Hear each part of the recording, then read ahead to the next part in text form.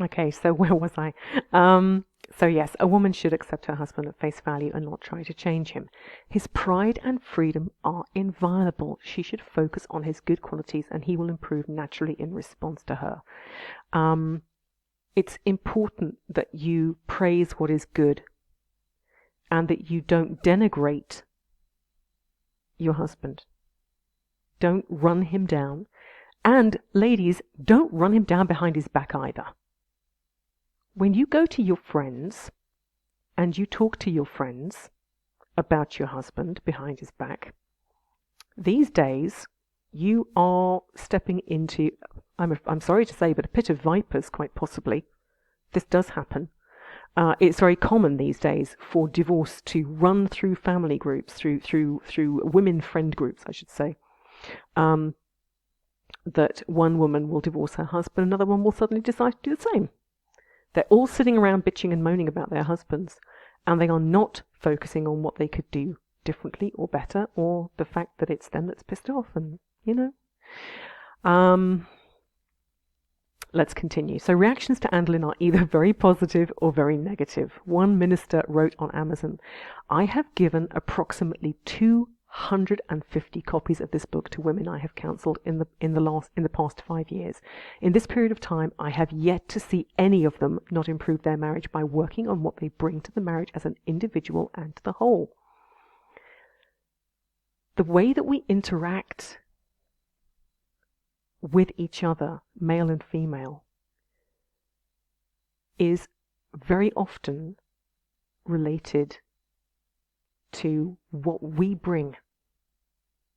If you bring femininity, if you, as I've said before, if you step back into your feminine role, he will meet you. He will take that, he will, as it were, fill that space. I think that's an important thing to do that. Many women find the book outdated and laughable. One contentious point is that Andelin advises wives to adopt childlike petulance when upset with their husband. A lot of women find this demeaning, but in practice most men will respond positively when their authority is not directly challenged. I think that is key. I actually think that, again, I can only speak for myself. Occasionally you will get upset and angry. Occasionally you may lose your temper because you're a human being.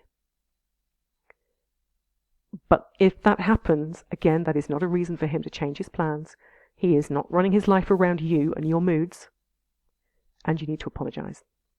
If he got angry with you and lost his temper, you'd expect him to apologize. Can you do the same? I also think that tears are often better responded to by men than open anger, shouting, screaming. No, those things don't work well. Beautiful women are a dime a dozen, but feminine women are extremely rare. The world suffers the loss of feminine spiritual qualities: trust, modesty, grace, innocence, serenity, tenderness, patience, and love. This is behind the male obsession with pornographic sex. Men unconsciously seek femininity and love to balance them. The restless masculine spirit seeks a calm harbor. Young women don't realize that men find purity and innocence very attractive. Conversely, they are repelled by tough, jaded, experienced women. The willingness of women today to be promiscuous is counterproductive. Now, I'm going to make some comments here about that word tough. Henry Makow is speaking for himself in this.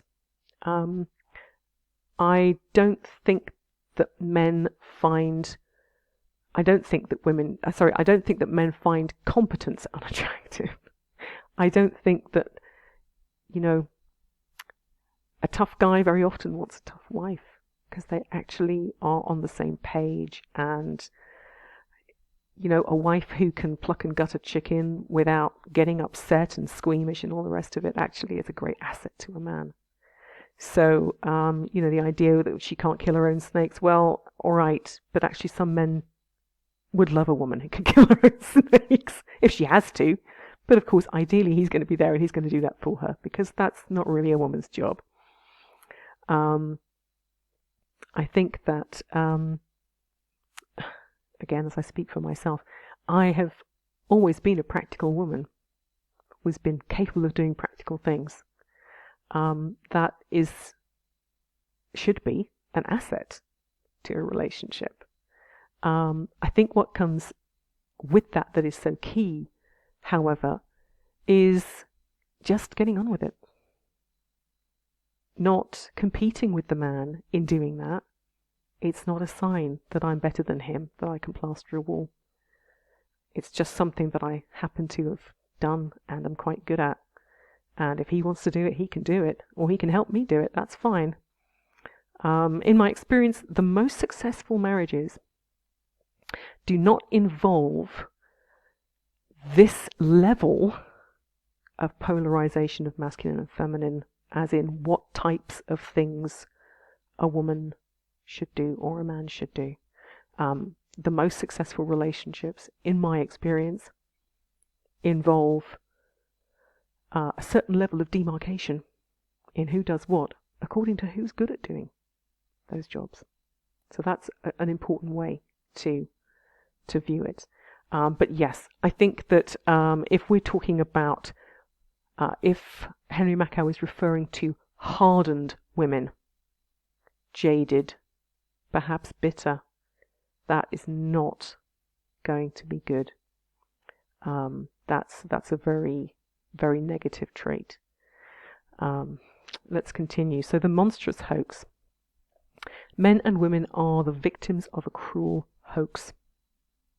They are taught that sexual differences are socially conditioned. Ironically, this lie is the actual social conditioning. Sexual differences are inborn. For example, males have 10 times the level of testosterone as women, and this determines their willingness to take risks, etc. Sex roles express natural differences and form the spice of life. Feminism's Marxist principles of equality do not apply to loving heterosexual relationships and are in fact toxic. Heterosexual marriage is based on the exchange of female worldly power for male power expressed as love. Equal power neuters both sexes. Our leaders are accomplices to this monstrous hoax. Behind them are the private central bankers who print our currency in the form of a debt to them. They need a world government, so no country can default on it. They need a dictatorship, so the people cannot end this scam. They need to stunt our natural development by fostering gender confusion, so we can be controlled. Feminism was organized by the US Communist Party, the CIA, and the elite media, all instruments of central bankers. It is funded by the Rockefeller Foundation. The purpose is to undermine society and deliver it to communism. He continues, I get emails from feminists who say my articles are hurtful. It's eerie how they all use that word and repeat the party line. I think it's hurtful that the super rich want to take the place of God and nature and enslave humanity. But these feminists don't get it. They don't get A's for connecting feminism with the Rockefeller September 11th and Iraq, i.e. capitalist banker dictatorship. Feminism is designed to make women feel unworthy for devoting their lives to the people they love. It forces them out of the house where their employers can control them. It forces infants into joyless daycares subject to conditioning and who knows what else. The occult assault on gender and the nuclear family is causing psychological dislocation. Masculine and feminine energy complement each other. Let me just take a moment to emphasize that. Women are designed to be a helpmeet to a man. He needs a woman. God created women for men. So if you're a man and you are single, you need a woman. And this is our raison d'être. It's what we were here. It's what we were made for. It's our blueprint. It's our blueprint to be a helpmeet to a man. That is what we are here to do. So if you are married and you're denigrating your husband and you're tearing him down and you're making him feel like crap about himself, that is not helping him.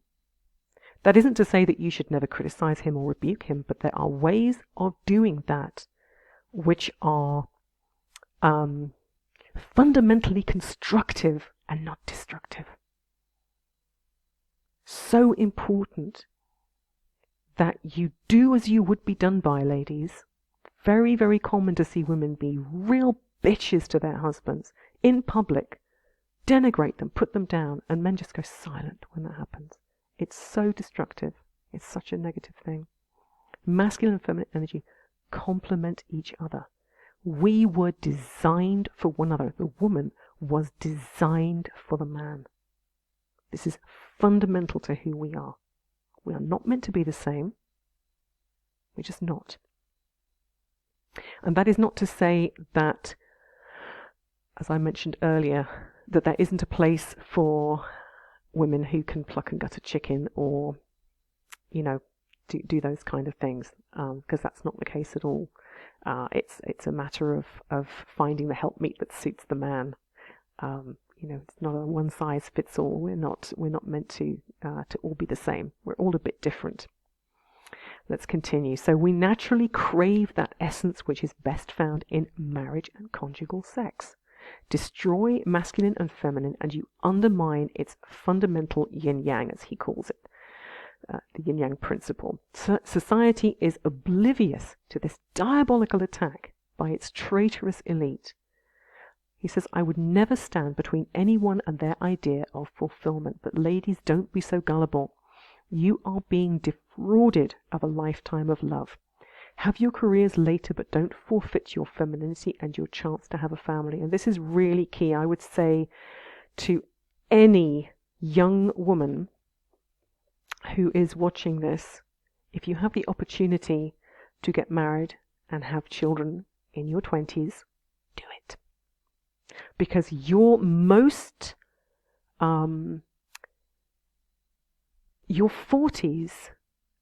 are a very special time, very, very special time, when you've got a lot of life experience and a lot of wisdom under your belt.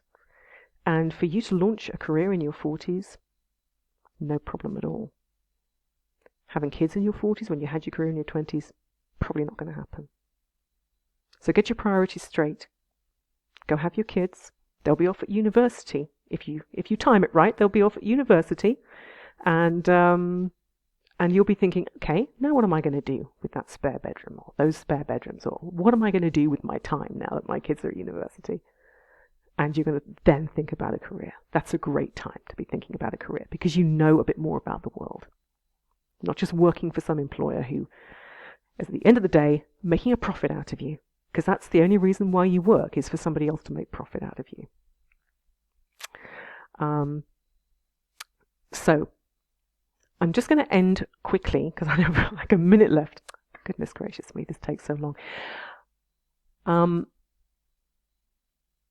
good example of a great marriage that I have seen is actually the guy from Bear Independent and his wife. They are really so well matched, so well suited. So he is a typical,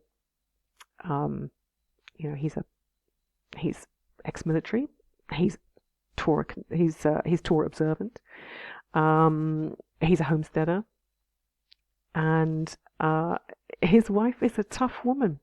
But my goodness, she's so wonderfully supportive of him, and they make the most fantastic team. Find someone who fits with you.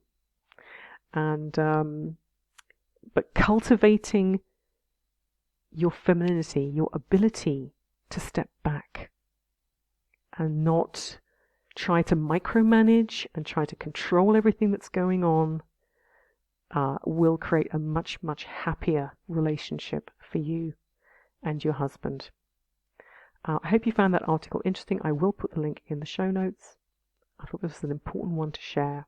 Thanks so much for watching. Bye for now.